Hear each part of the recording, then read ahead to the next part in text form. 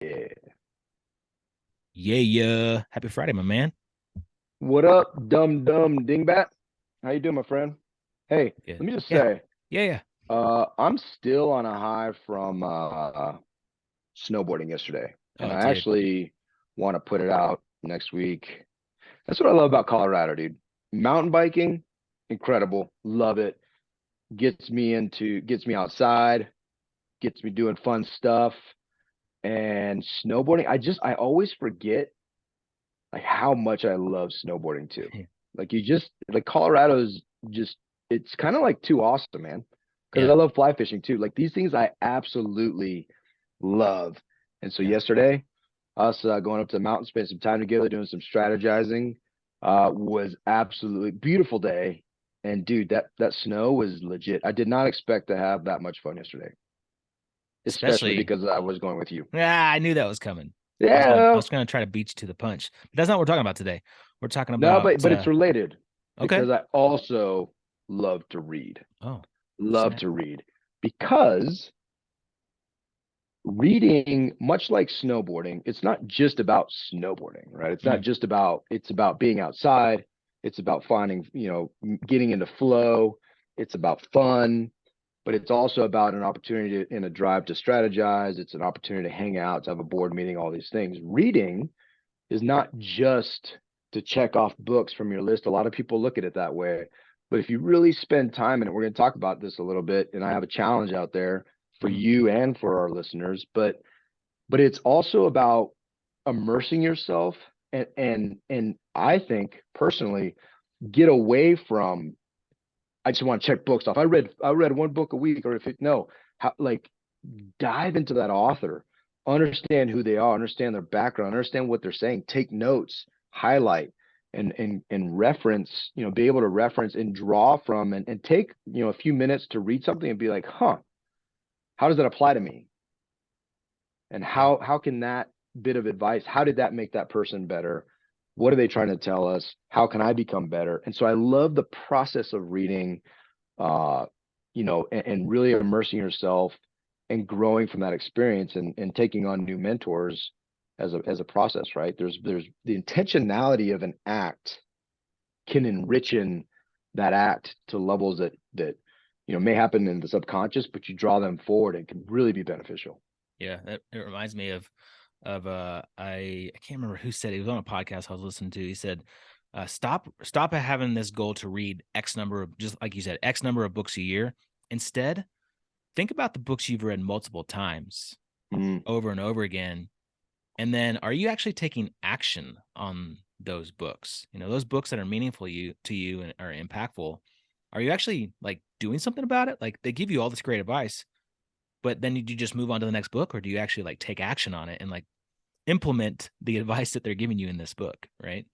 yeah, and I'll be honest, man, I'm not impressed by the number of books people read. Like when someone's like, "Oh, I read 50 books this year." Awesome. Like Yeah. tell me Wait, tell would me you something that you like speed listen to it at 3x? Like right or what'd you get whatever out the of that? the case is, right? Like how did it impact you? Like also like for example, it took me a long time to get through the Millionaire Mindset.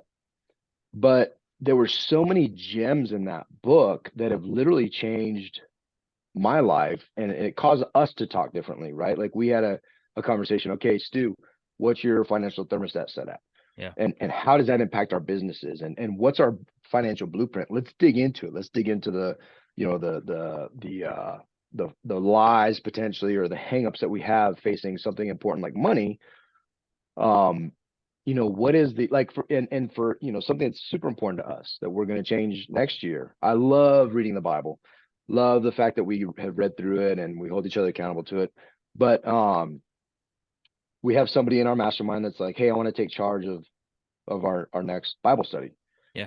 And and one of the things that we said is, hey, we don't want to read through the Bible again in a year. We want to dig deep into this, pick something and let's just deep dive into it and Yeah. offer it to the mastermind, as we all do it together if they want to. But for us, specifically us three, just picking something and digging really deep because that's where you start getting a lot of the impact, right? And so the books that you read, how are they making an impact in your life? If you're just reading and you're not changing, then I think it's a good question, right? And I think Yeah. you bring up a great point, because I used to be impressed by that.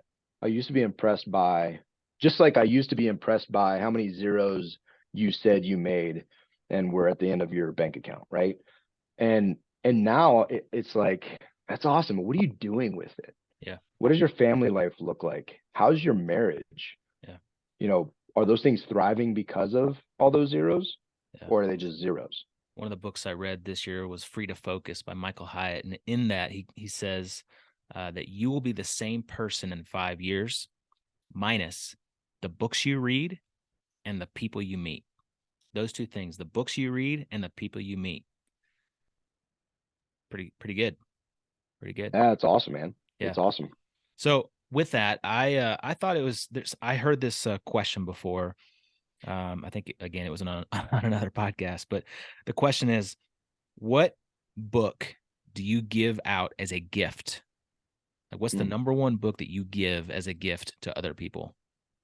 And so I posted that in multiple places. I posted it inside Filling the Storehouse podcast Facebook group. I posted it on some other dads groups. I posted on some men's groups. I posted it inside of the Lodge, which is our Storehouse Mastermind forum, and I got tons of responses. I think if you accumulate like all the groups, there's probably 4,000, 5,000 people in these groups cumulative.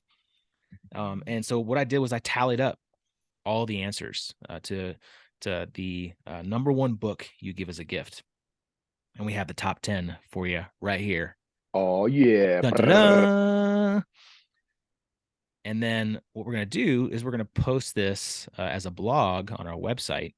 And then we're going to add to it. We're not going to list them here, but we're going to add to it the top 10 books that David and I read just this year. In 2022, top 10 books he and I read this year that were impactful to us and that we took action on. All right, here we go. Top 10 list of Let's get gifts it. given out. Number 10, Man's Search for Meaning by Viktor Frankl. It's a good book. It's a It's a good good book. book. Yep. Number 9, Set for Life, Scott Trench, Bigger Pockets. He was a guest. He was our guest number 100 on our podcast. Yeah. And we talked about that book. We did. All right. Number 8, Atomic Habits by James Clear. Great book. Huge book. And it's actually a book that we are big believers in, to the point that we may or may not buy that book for everybody in the mastermind, because that is one that we go through and is just impactful to us and powerful to us. So I don't want to ruin any potential surprises for future members, but it may be a book that comes your way. I don't know. That's right. Number 6, this surprised me. Number 6 is The Art of War by Sun Tzu. We have a quote of Sun Tzu on the back of one of our t-shirts. Yeah. And initially I was like, really, Sun Tzu, but there are some gems in there, right? And it's very digestible book. I mean, it's just pretty short. It's short, but it's also these just snippets of wisdom that I think are applicable to a lot of areas of our life, that you could immediately, the know thyself and all the different ones that we often reference, but don't attribute to Art of War. Right. All right, number 5, The Daily Stoic by Ryan Holiday. Admittedly, have not read that. I have not either. I know a ton of people who swear by it, so like might have to add it to my Christmas list this year. Yeah, might have to get it. All right, this one, number 4, I have given out as a gift quite often. It's an oldie but a goodie, and it is Who Moved My Cheese? That is an Spencer old one, Johnson. man. I have not read that book for a minute. I may have to revisit that. Yep. Number 3, classic. Not surprised by this one. Rich Dad Poor Dad by Robert Kiyosaki. Yep. Good book. Good book. Changed Number my mindset. Dude, completely. It's one that Yep. we have given out to a lot of you know midshipmen, the Naval Academy. I gave it out to quite a few Air Force Academy cadets that were here in Colorado. Yep. That's it's I've definitely never given it to an Army. This is Army Navy week, and I've never given it to an Army cadet. true. So True just, statement. I'm just Same. kidding. I would happily if I ever came across one. Number two, Extreme Ownership by Jocko and Leaf. Great, great book. I love that book, and it's not because of Jocko. And I mean, I don't know Jocko, so there's nothing for or against him or Navy SEALs or anything like that. It's not about that. For me, it was about just the power that taking ownership adds to your life, Yeah. and the power of like receiving responsibility is so transformative. And we're actually going to talk about that on a Dumb Dudes here as well. Or depending when this comes out, maybe we already talked about it, but it's it is life changing, Yep. life changing. And the number one book, which is absolutely life changing. And this is by no means because of who we are as individuals and our belief system. This was a random poll. Number one book that people give out as a gift is, David, can you guess it? I can guess it. Yes. Oh, the Bible. What? What? The Bible, dude. And to be clear, this was not a poll that we ran in our church groups or anything Nope. like that. Like it was a Facebook, LinkedIn. I mean, it was Yep. a poll Completely that like put out. agnostic. Yep. Agnostic. Yep. It was and I love that it was the Bible. Yeah. But again, one of those books, even if you're not a believer, oftentimes we talk about this in principles for business, money, the way you treat people, even if you're not a Bible believing, Christian, the lessons in the Bible are irrefutable. Yep. If you followed, like if you just spent time in in Proverbs, for example, which, you know, uh, quick tip hint, you can read for most months. Obviously, months have different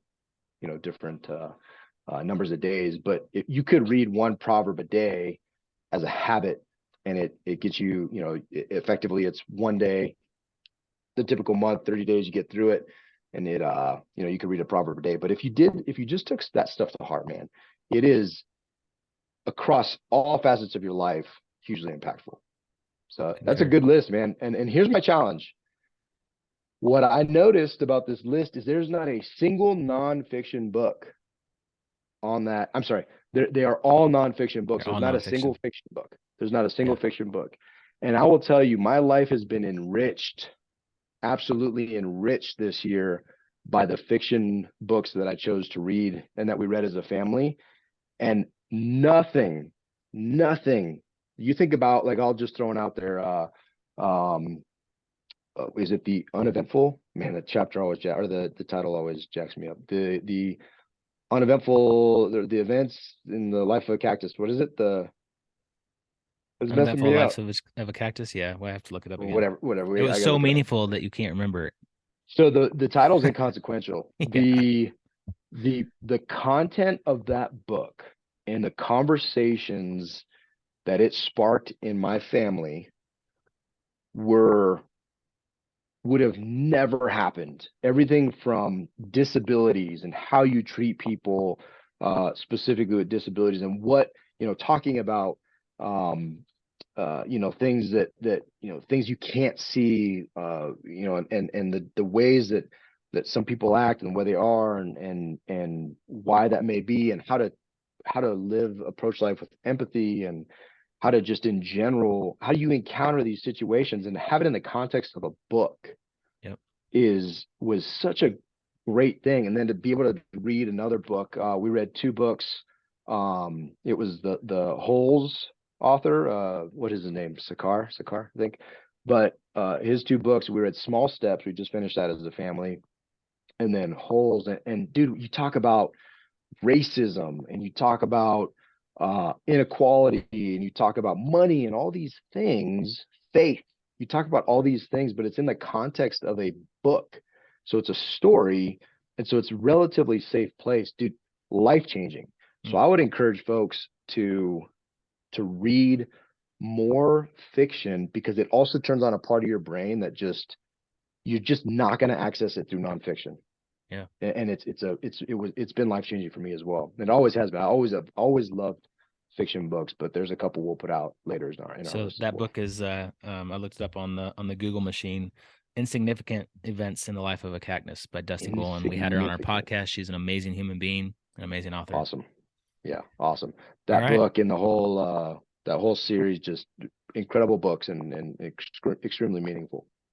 So we're going to put that out in a blog post. If you go to storehouse310.com and there's a blog tab that should be out by the time you listen to this, will be the top 10 books that we just listed. And then we're also going to add the top 10 books that David and I read this year that were impactful to us. So go check that out. If you haven't read these books, we highly recommend it. And leaders are readers. They are not dumb. They Leaders are are deep. readers. Leaders are readers. They might be dumb, but they're trying not to be dumb. True. So they read more and hang out with awesome people.